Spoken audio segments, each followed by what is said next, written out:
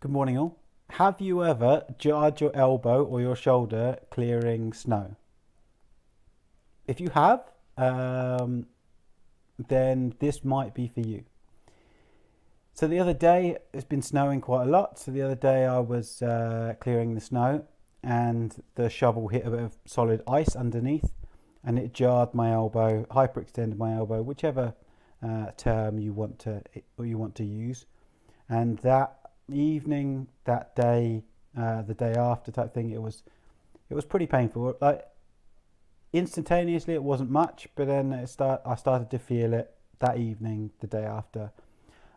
So I put the handheld OptiBio 670, 830, 810, and I got fairly instantaneous results with regards to the pain level, with regards to the stiffness, which was wonderful. But the great thing about it is that I put it on again. So I did that in the morning, so morning to late morning, early afternoon, the day after, and then I put it on the evening as well. And I could still feel it a little bit when I went to bed, but it was much better than what it was.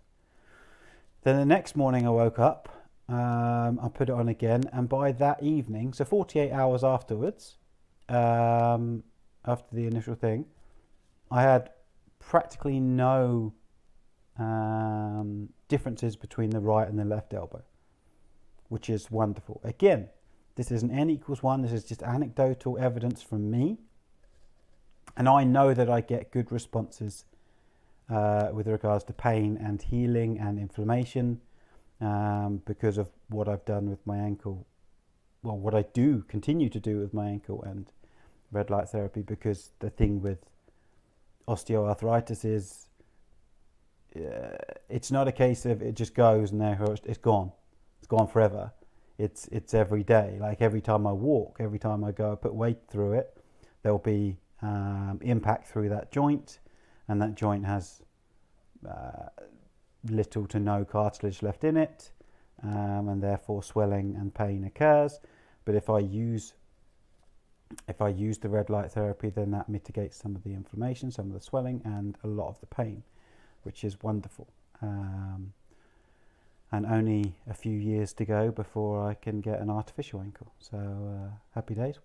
Yeah, so that was me. So if you shovel snow and you find yourself jarring your elbow or whatever, and your first instinct is to take pain pills that don't do anything for the actual recovery part of the injury, and it is an injury that you sustained, they just numb the pain.